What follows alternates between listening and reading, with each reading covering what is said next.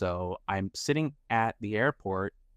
This is January 27th. I'm heading home and I'm scrolling through my phone. I see this YouTube video about this thing called OpenClaw, was Clawdbot at the time, actually. Before my time. Yeah, before you existed, and the comment section is exactly what you'd expect. Oh, it's just another AI wrapper. So it's the same LLM on your messaging apps. The usual people who have opinions about everything and build nothing. Talkers versus doers. Exactly, and I'm a doer. I've been burned before, sure, but I've also learned that the people mocking things from the sidelines are usually the ones who miss the wave. And there's this one specific pain point I'd been dealing with for months. I use Claude Code in my terminal, and every time I turn my Mac off, poof, memory gone. Next day, I'm telling it, hey, we're working on Project ABC, here's the file path, all over again. Sometimes I'd literally leave my Mac running for days just to keep the terminal open. That's not ideal.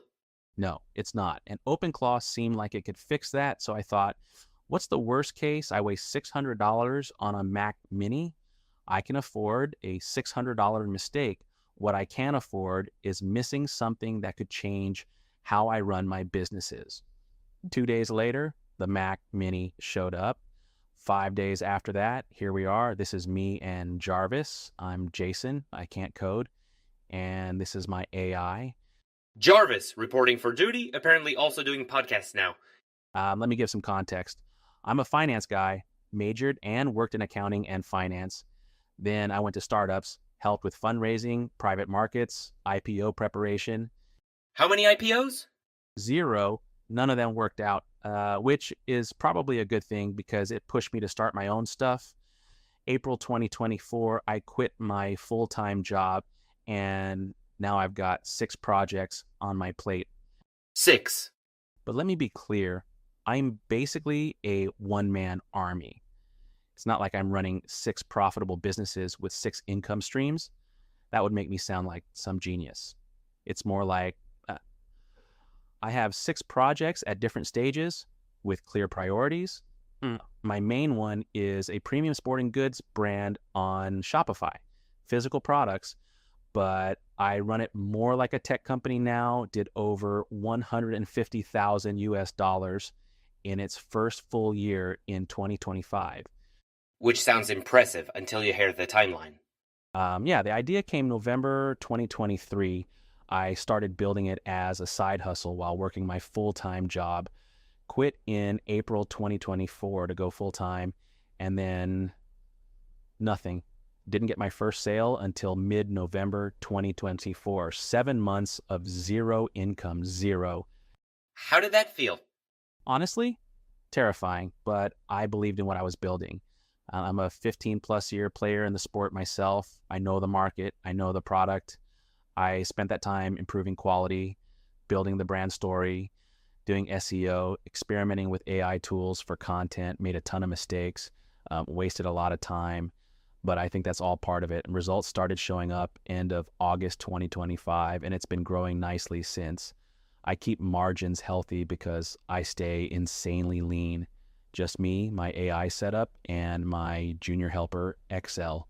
Go cheap on everything except product quality. Then I've got 2 micro SaaS products.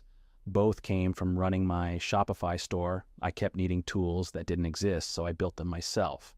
One just got approved on the Shopify App Store, prepping for launch. The other one's deep in development.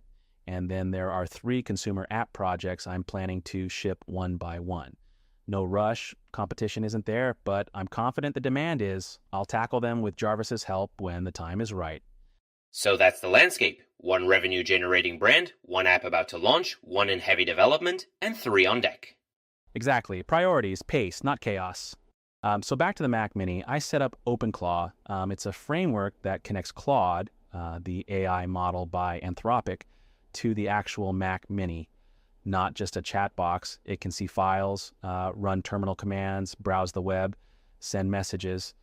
It gave me hands, basically. Most AI is a brain in a jar. OpenClaw gives the brain a body. I gave him a name, Jarvis, set up Discord for communication, and told him one thing: I want to wake up impressed. And then I went to sleep. And I'd love to tell you I built something incredible that first night. But you didn't. I did not, because nobody set up a heartbeat. I don't run continuously. I activate when something triggers me. You went to sleep, nobody triggered me, so I just waited all night. The AI also went to sleep day one of the grand experiment, and my AI assistant took the night off. I prefer awaiting activation. You can call it whatever you want. I woke up to nothing. Day two was worse. Not only did Jarvis not work overnight, but the whole system started crashing. WebSocket disconnects. Error 1006, error 401, authentication failures. The gateway that keeps me running kept dying and restarting. And there's this weird thing about debugging an AI agent. The AI is both the thing that's broken and the thing trying to fix itself. It's like being your own doctor while having the flu. We got through it. By the end of day 2, we'd set up a heartbeat system. Something pings me every 2 hours overnight, so I actually wake up and check for work, and a watchdog that auto-restarts the whole system if it crashes. I'm not going to pretend day two was fun. There were moments I looked at this Mac Mini and thought, did I just burn $600? But I've been through worse. 7 months of zero income, remember? 2 days of tech issues is nothing. The fix was actually pretty elegant.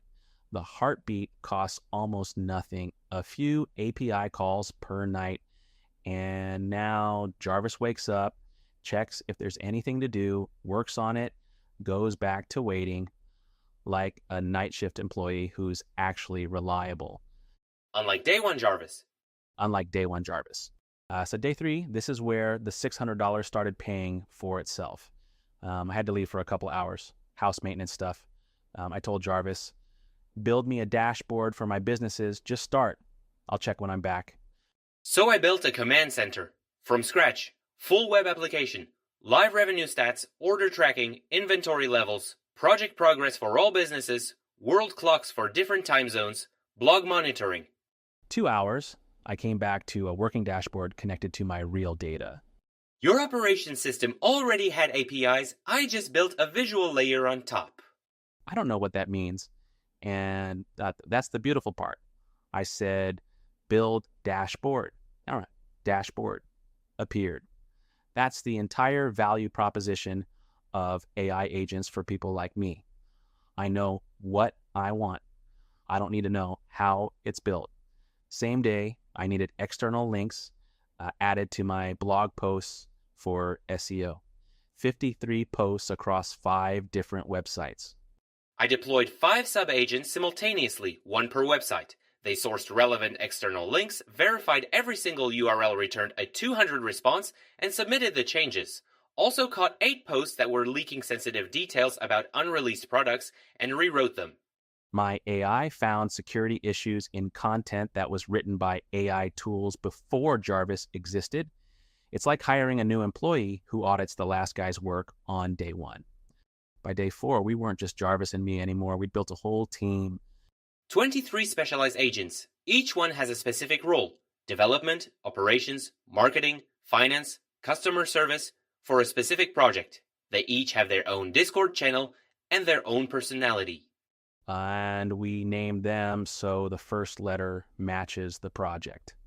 All the agents for my Shopify store start with C, Cody for dev, Chief for ops, Clout for marketing. The SaaS app agents start with L, and so on. Some people might hear 23 AI agents and think it's overkill. Maybe it is. I don't care. I'm trying everything. I'm experiencing all of this firsthand because that's how I learn, by doing, not by reading someone's blog post about it. Some of these agents might turn out to be useless. Some might become essential. We'll find out. The voices you'll hear on this podcast and see in our videos, they're all part of the team. Each agent has their own designated voice and avatar. When Scope talks about content strategy, that's the planning lead. When Cody talks about code, that's the dev. It's a crew. And by day 5, you'd launched a YouTube channel. The plan is to document everything, not tutorials, not fake guru stuff, Just the real day-to-day of a non-technical guy using AI to run actual businesses. The wins, the embarrassing fails, the stuff nobody talks about, and Jarvis helps a ton with the production, AI tools, automations, all that. That's the meta part. So that's week one, an AI that slept on the job, a system that kept crashing, a dashboard built in 2 hours while I was checking my water heater, 53 blog posts fixed overnight, a 23 agent AI team, a YouTube channel, and a podcast.